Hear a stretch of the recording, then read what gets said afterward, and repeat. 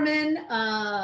If you're curious about my heritage, I was born in Puerto Rico, and I went to high school in Texas.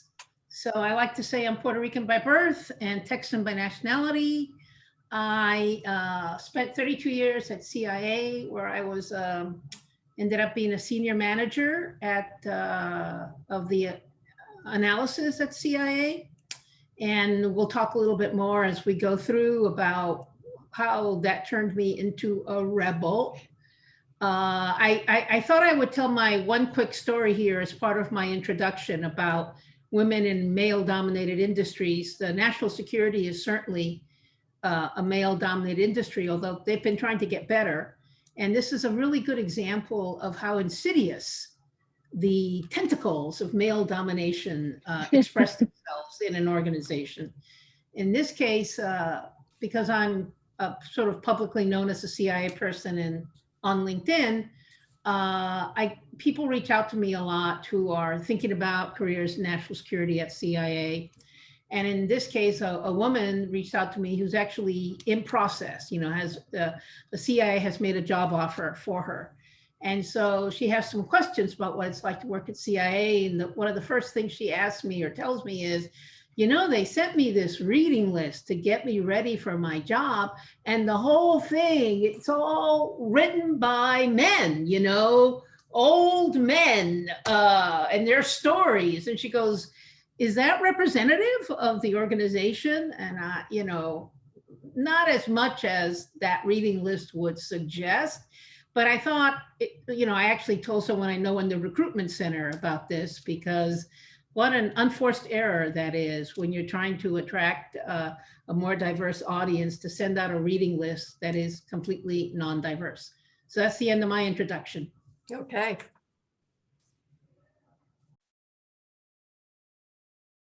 I'm Lois Kelly. My background is I've been in marketing my whole career. I helped take companies public in the go-go internet years. I founded one of the first digital marketing agencies when we were still using dial-up modems. And I wrote a book on word of mouth marketing just before there were even a thing called blogs. So I've sort of always been on the edge of things. And just sort of my fun fact is that because I'm a small person, I was a very small child. So I was in the Metropolitan Opera Company's staging of Madame Butterfly when I was 4 years old. And I played the child who was supposedly 2, but I looked 2 years old. So anyway, let's talk about tonight. Give you a little bit of the flow. We want to first tell you a little bit about why Rebels at Work. Why did we start this movement, and what's our aim? Give you a few suggestions on what to do first before you really sort of go great guns being a rebel at work. Our top tips, and then we're going to do some breakout groups. And then we'll come back and, look at maybe a commitment you want to make or any questions you want to ask us. Carmen and I are pretty informal, so please, we can answer questions throughout. Just put them in the chat box from our little initial group. I know there are a lot of rebels in this group. So also, if you have, as we're talking, if anyone has something that they've done, please just either raise your hand or put it in the chat box, because I think that we can all learn from one another tonight. If I could just jump in there, Lois, Lois and I have made presentations and spoken to probably tens of thousands of rebels at work. And almost every time we learn something from them, as much as perhaps they learn from us. Yes, absolutely. Okay, so, just briefly, how I met Carmen and how Rebels at Work started is that there was an annual innovation conference in Providence, which is my sort of turf, and it's business innovation. And, they have CEOs and innovators and, founders of big companies. And, it's really easy to be a rebel if you own the company or you're the CEO. And so the next to the last speaker of this conference is this, you know, petite woman like me gets up on stage. It's Carmen. And she's talking about how hard it is to create change when you're inside the belly of the beast. You know, it's easy if you're the top dog. It's much harder if you're inside. And I have to tell you that this never happened to me, but my whole body after Carmen was done just went right down to the front of the room and said, we have to talk. Like I knew there was something big here that nobody was addressing.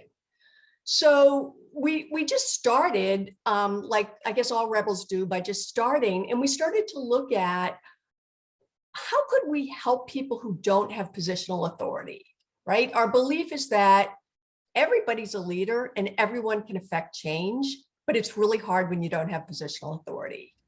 The other thing is, how do you cure large organization disease? I don't know how many people here work in big organizations, but it's, you know, the politics of big organizations are tricky. The third thing is, how do we make great ideas live? Like throughout our careers, we just saw people with really brilliant ideas and ideas that never saw the light of day because people didn't know how to bring them along. And, you know, lastly, it's just like, we're like, how do you rebel against sort of mediocrity and conformity and people who are just like holding on to the status quo? So that's how we got going. Carmen, did you want to say something? Yeah, I just wanted to say that when I left CIA, when I was at CIA, and then when I left at CIA, I just thought, you know, a lot of the problems that I saw at CIA, I thought were unique to CIA, which is a large organization. And then when I joined a private sector large organization after I retired from my government career, I realized, oh no, that this was not, these were not unique CIA problems. They were, in fact, like a pathology that affects almost all large organizations. Yeah. So, and this was, and Carmen, I'll let you talk to this. So this was sort of one of the first things that got us going. Right. So, you know, I remember actually this pretty vividly. I think as a result of that event in Rhode Island, I got asked to make a talk, do a talk in Philadelphia to like their economic business association meeting. And we, you know, I was just talking about being a heretic at CIA until I met Lois. That's what I called myself, a heretic. And it was Lois who came up with the phrase rebels at work.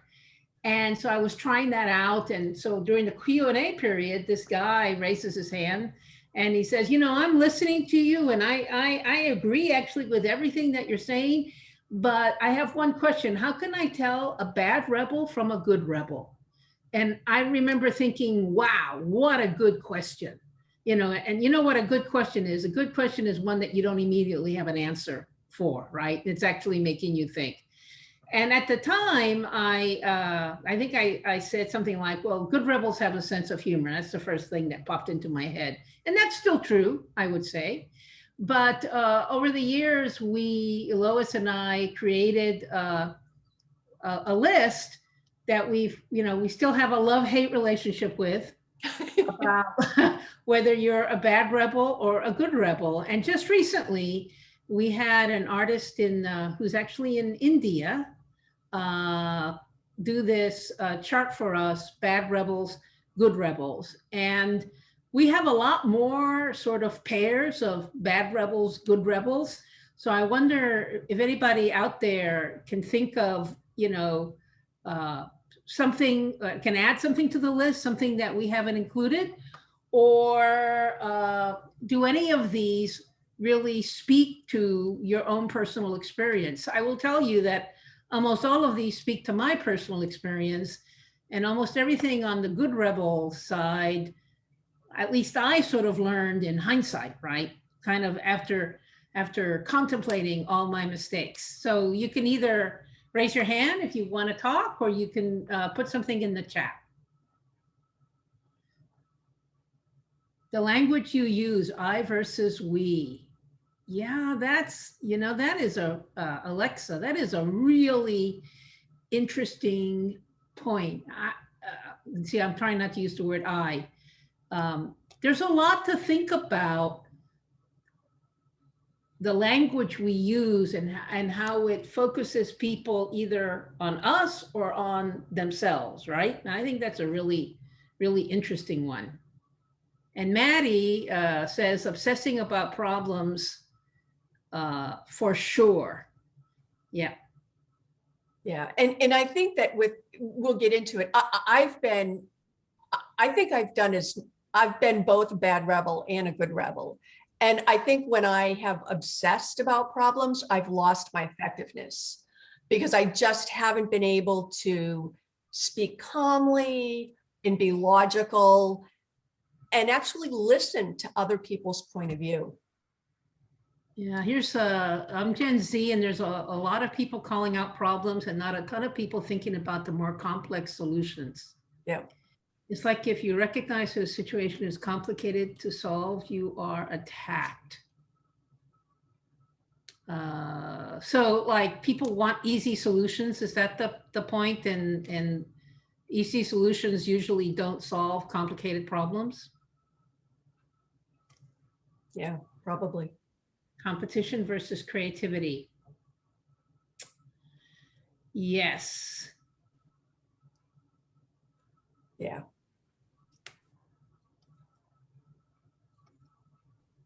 Good. Great. All right, we'll go on to the other chart. This other chart, the other thing we learned, this is sort of a summary from the last chapter in our book.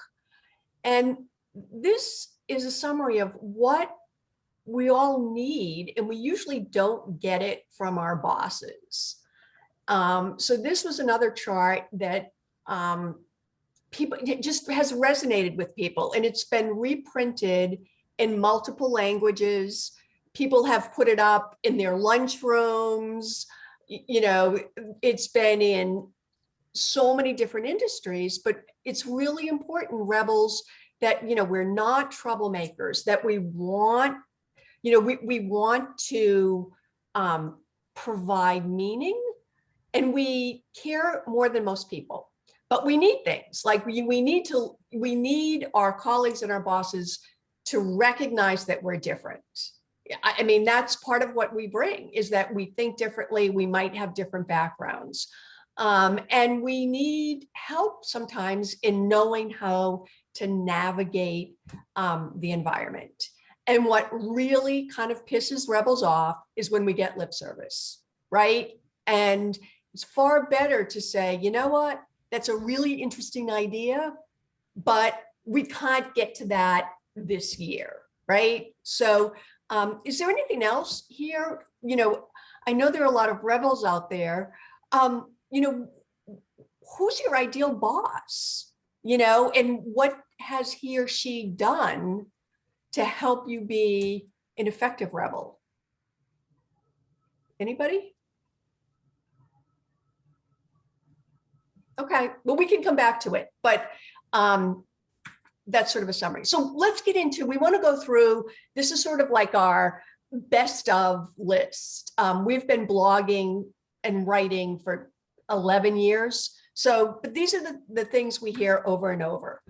The first thing, before you do anything, being a rebel, is that you almost have to be like a cultural anthropologist in your organization. You need to find out what's most important, what is valued in the organization. And you have to establish your credibility as well. I mean, if you don't have any credibility, it's like, I know you all know this, no one's going to pay attention. But sometimes we can get so excited and we start going too fast, and people don't know who we are or what kind of credibility. Or we misstep and we don't understand the organization. And they're just small things. Like I was in one organization and I was head of marketing, and I was making a presentation, and all the executives were, they were all CFOs originally. They all had finance backgrounds. So I framed my proposal as a way to improve cash flow, as well as improving, customer acquisition. And they perked right up. They're like, improving cash flow, yes. And then they approved everything else.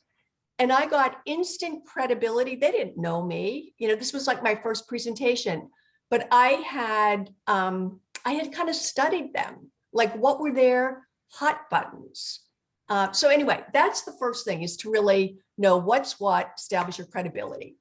Second thing is, don't go it alone. Like, no rebel succeeds by herself. So we really, encourage you to start your own little rebel alliances, right? People who can support you, who can give you advice, who want to help.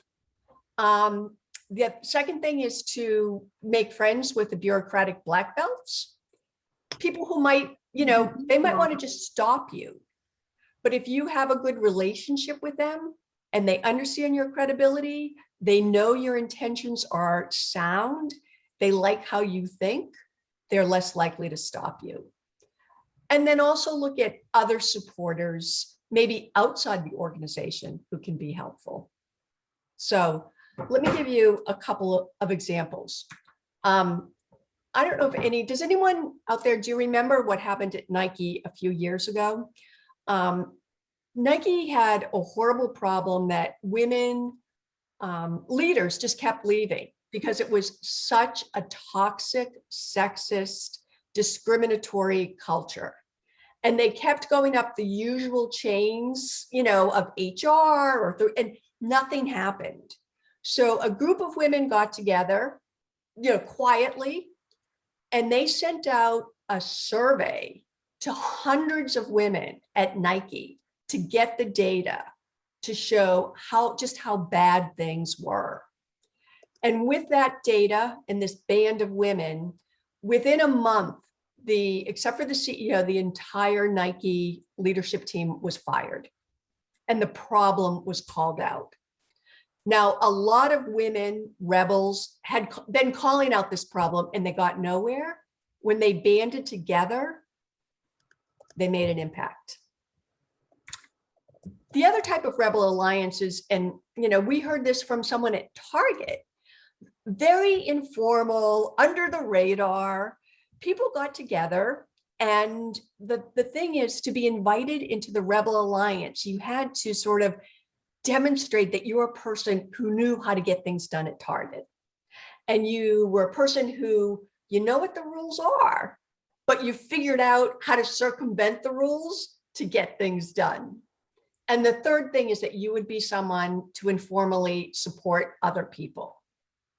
And the stories were great. You had people in IT, you had, you had executive assistants, and this underground rebel alliance at Target really helped people get done what they needed to get done that they couldn't get done by going through the usual hierarchy. Yeah, I just recently, I was telling Lois about someone who approached me, and I won't mention the company's name, but you would know it. It's a large pharmaceutical.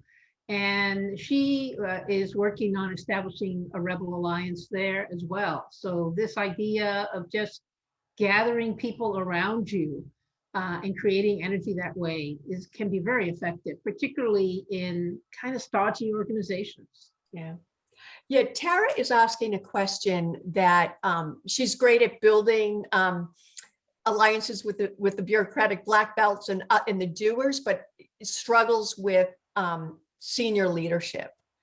And I don't know, some of my advice is that, with senior leadership, it's building relationships, it's delivering on what you're supposed to deliver on, and it's finding out what their hot buttons are and framing what you're doing based on what's really important to them. And sometimes you're never going, and that sometimes it doesn't work. Do you have anything, Carmen, as far as? No, I agree that it's very difficult with higher level leadership because they usually have a lot of issues that don't rise, whether for good or bad reasons, to their level of importance, right? And so Right. you've got to find a way to hook what you're trying to do legitimately with what's on their agenda, Mhm. or wait. And if you can't do it, wait for the right opportunity, because I think when you sort of force yourself on them, that's not necessarily going to leave a good impression. Yeah, yeah.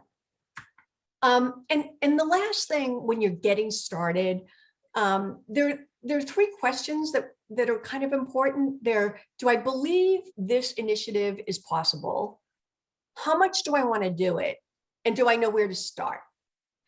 And our observation is that you have to be very high in believing it's possible and really wanting to do it.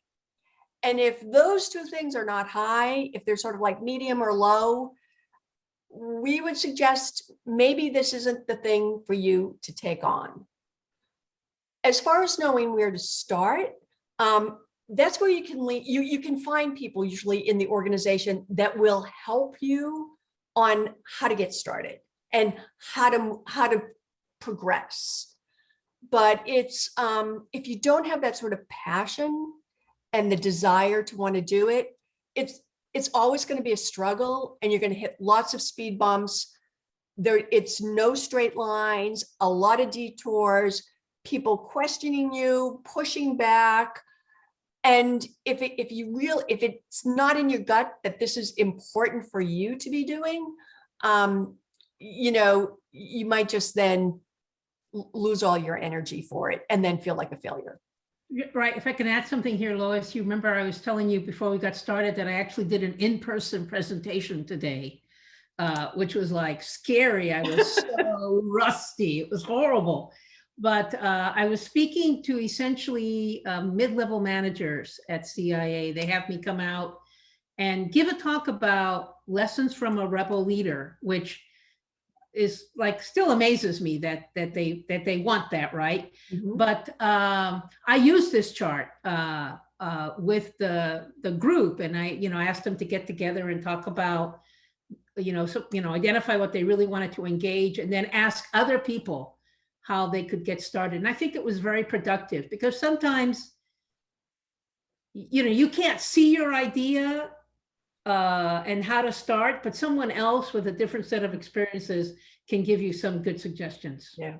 And the other thing I want to add here is sometimes, and I've made this mistake so many times, often as rebels, we're pretty good at like seeing how things could be done differently, but we don't necessarily have to take on everything, nor should we, because we'll probably lose our credibility, we'll be exhausted, and we won't get our core work done. So sometimes I've seen things where I knew how it should be started and done. I thought it was possible, and I just really, in my stomach, didn't want to be the one to do it. And whenever I started those, it usually didn't work out well. Okay, anything else on this one? All right, we'll move on. Let's get into some top tips. Carmen, I'll hand this one over to you. Approach through an adjacency. So let me give you just a little background on my experience as a heretic at CIA. So in the 1990s, and that is indeed how old I am, I became persuaded that the internet was going to change everything for knowledge organizations. I was absolutely positive that all knowledge organizations would have to figure out how to do digital media and figure out how to use digital tools and the internet and so forth and so on. And I started lobbying for that at CIA. And I soon realized that not only didn't people were not persuaded by what I had to say, but they were really angry that I was bringing this up. And I have to say that I only realized this in hindsight, but by arguing for the internet and these new technologies 30 years ago at CIA, I was arguing for theological change. Because if you think about it, what was the internet about 30 years ago? You know, open information, free, sharing, information is free, kumbaya, yada, yada. What was the CIA about? None of those things, right? The CIA is about secrecy and locking everything down. And so, you know, I torpedoed my career and kind of had a miserable time of it for about 5 years until something came up, a new vacancy came up where they were looking for someone to improve the security of our communication processes.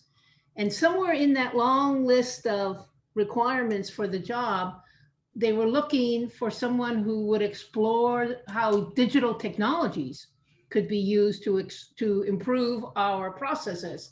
And I went, that's it. That's the opening I need to try to advance my idea.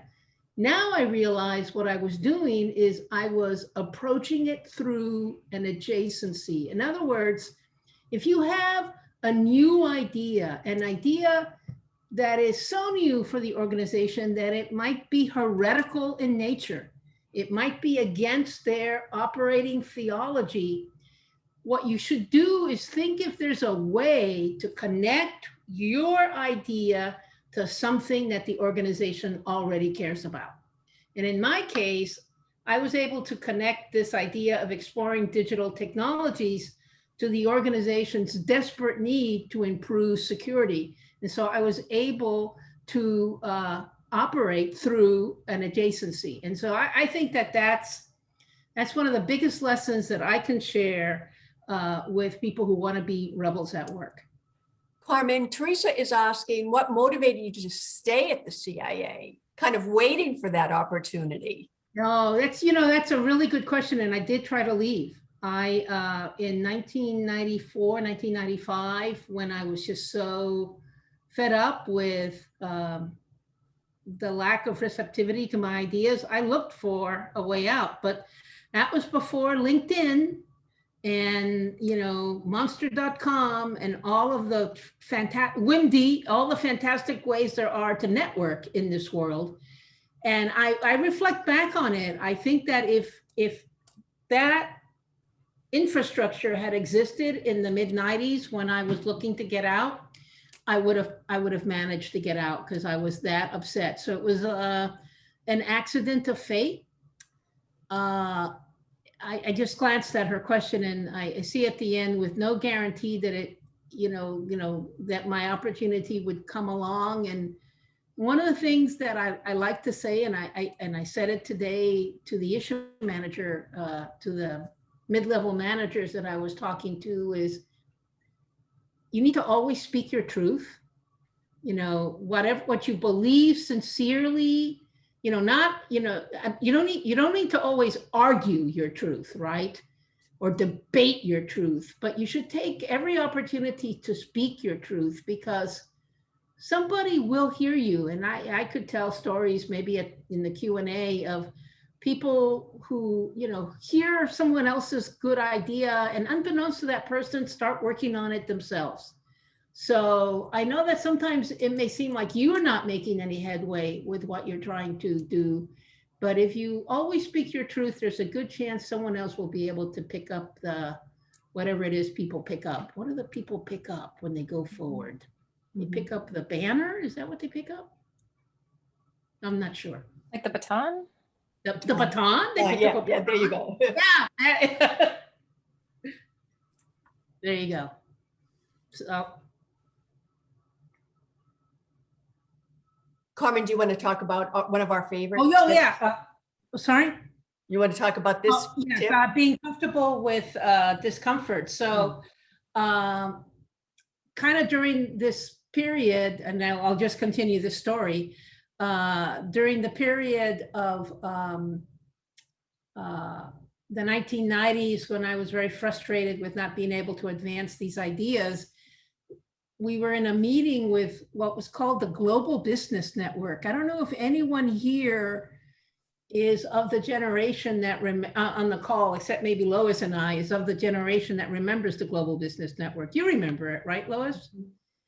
And but it was a group of business people that were sort of futurists and really interested about how all these technological change would affect business. So we were meeting with these people and exchanging best practices. And this woman and I swear this is a true story. This woman comes up to me during the meeting, during the happy hour after the meeting, and says, "Carmen, I can tell you're a heretic at your organization." And I was just taken aback because that was the first time anybody had ever described me that way, or I had ever encountered that possibility, that term, And she said, and I need to give you a message, because it's very hard to be a heretic in an organization, and you're going to be really uncomfortable. And I think this is particularly true for people that are used to being high achievers and, climbing the ladder, and all of a sudden they've got this idea that the organization may not approve of, and they have to choose between their career and advancing their idea. And it's very uncomfortable. And she goes, and you've got to learn to survive. It can destroy you to survive. You've got to learn to tolerate that feeling of discomfort. And it's not enough to just tolerate it. You have to learn to be comfortable with being uncomfortable, because that's kind of like your indicator that you're doing all you can to advance your idea. If you're like comfortable while you're advancing your new idea, maybe you're not really giving that idea all the push that it deserves. Yeah. And I have found that people will push back and say, I can't tell you how many bosses, they're like, "You're crazy. That's crazy." And I finally had a boss and he said, "Wow, you're a real pistol." And it was not a compliment, but I'm like, I'm a pistol. And finally, for my own head to kind of survive with people trying to discredit me and my ideas and why things wouldn't work, I kind of just secretly in my own head said, my secret talent is that I'm a fire starter.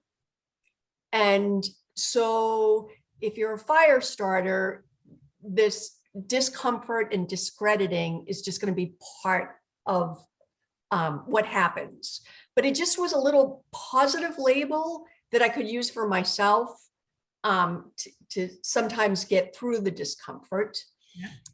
And the other thing I want to say with the discomfort too, that the other thing that helped me is really taking classes in conflict management and how to have difficult conversations.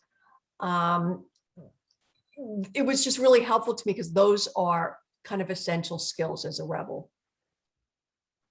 Oh, we have a question here, Lois. Yes. Have you, a really good one. Well, they're all good questions. Of course, I'm not playing favorites, but have you identified different rebel types like fire starter? Oh, I haven't, but that would be good. Right? Yeah. That's a great one. Yes. Because I mean, some rebels are bureaucratic ninjas, right? They know how to get things through the system. Whereas a fire starter, that's usually not their thing. So that's a great one. Thanks, Maria. Yeah, we did identify different types of bureaucrats in organization in our book, which we'll mention at the end. For example, there's some of you may be familiar with this kind of person, tugboat pilot. Very flamboyant, or not flamboyant, it's not the right word, but a very assertive, commanding senior leader who's the idea visionary person, usually travels with a tugboat.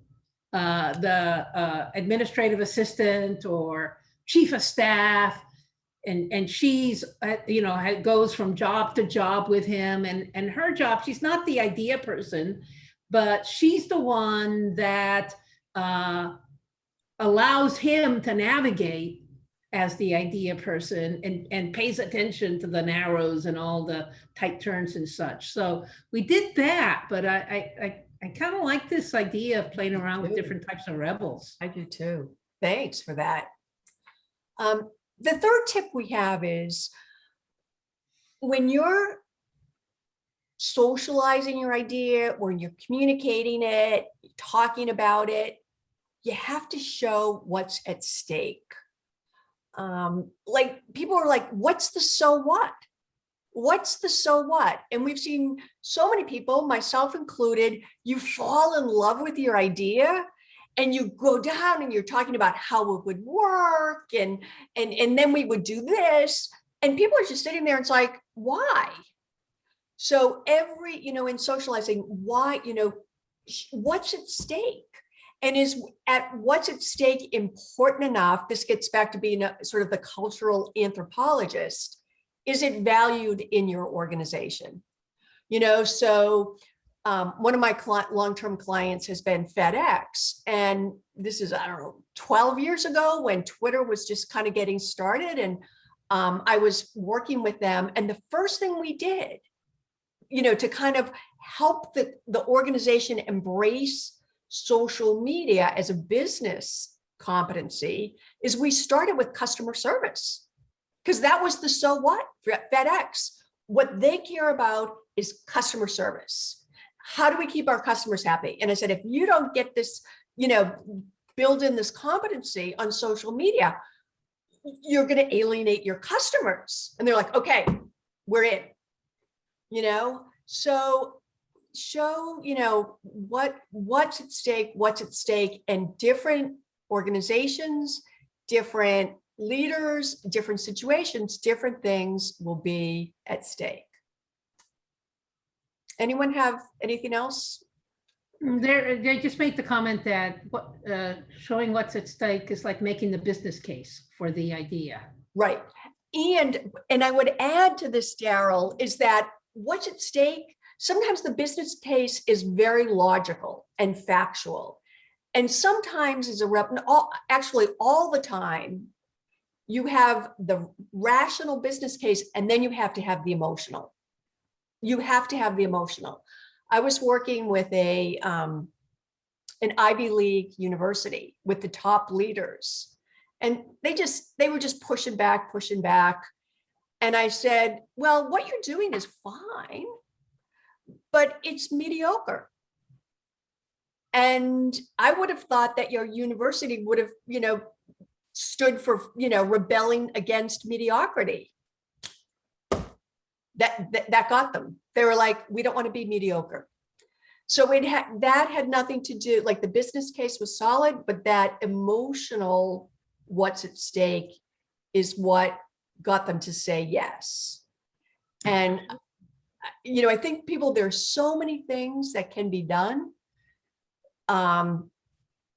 that, without the emotional aspect, I think it's too easy for people to say no.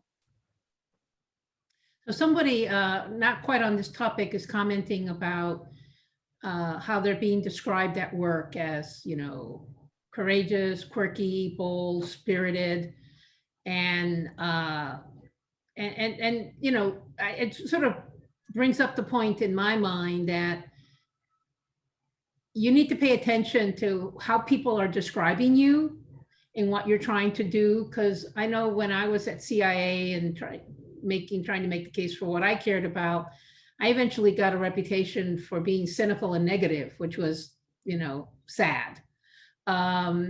So it's interesting to, I'm glad that how people are describing you and that it's something that you think is positive.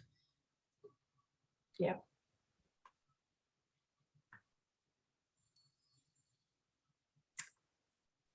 Our fourth tip is to develop resiliency and self-compassion, and do that self-care.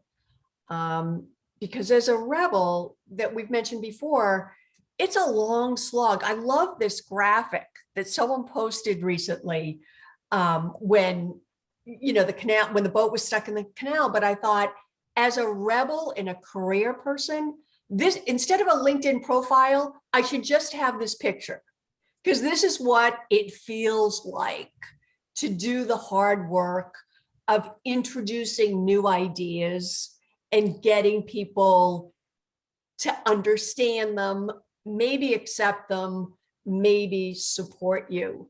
So, the resiliency, I think having a group of, your Rebel Alliance or friends at work who will support you, help you, listen to you, think things through. Having organizations like this tonight is hugely helpful. Another practice that I always use, it's so simple and it's really useful, is every day, at the end of the day, I say, what were 3 good things about today? What were the 3 good things? And in the positive psychology field, they have taught this 3 good things to, sergeants in the Army and military officers, and they practice this. And as you reflect on what's good, it helps keep your mind in a positive mindset.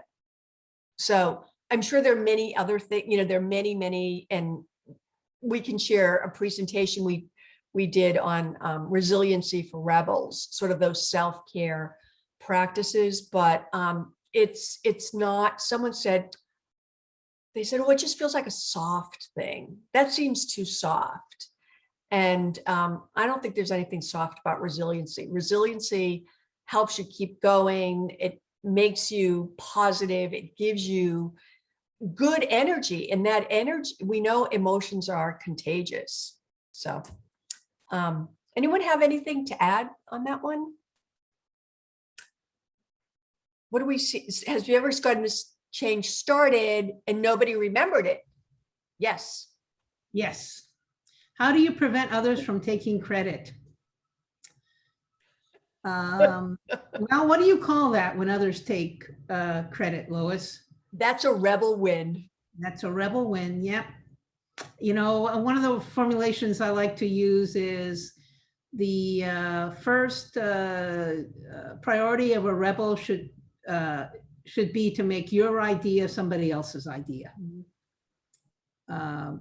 You are likely, if you're an idea person, you're going to have lots of different ideas over time. And, I guess we're trusting in karma and the long arrow of the universe that it turns to fairness. But I think, particularly, as you get started, and if you're in a position of like lower status in an organization, it may be that the very first time you see your ideas adopted is when they're stolen.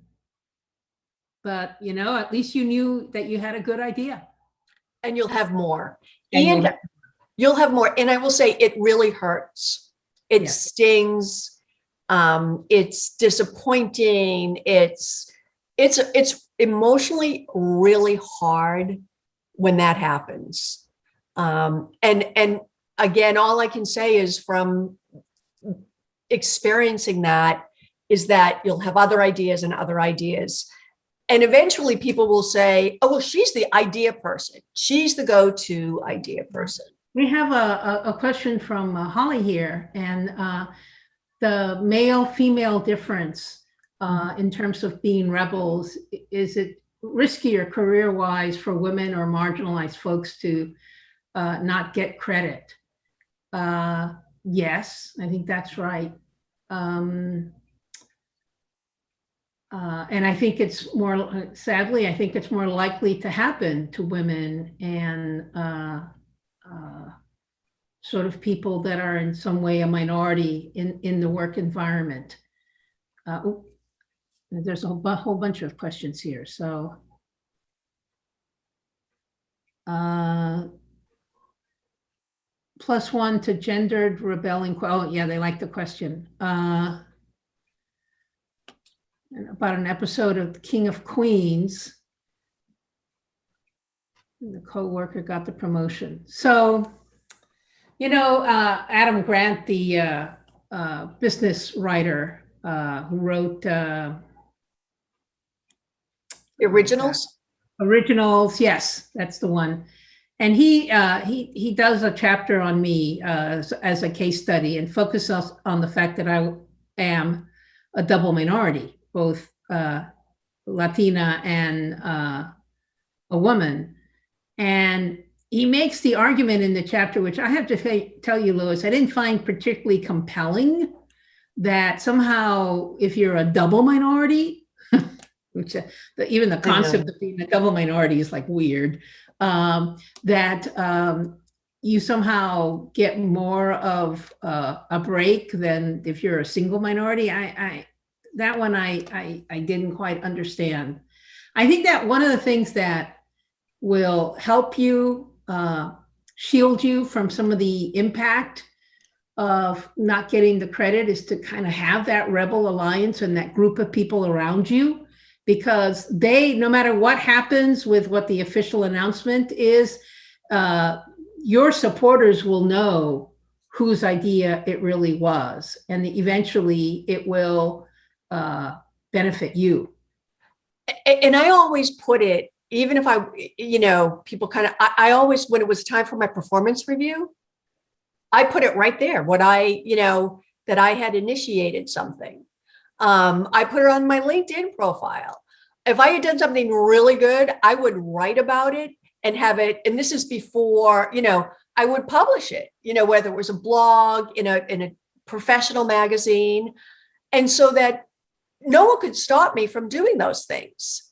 Right. And so I would just write about it. I would give speeches because I knew enough to create the idea. So I had the depth to talk about it.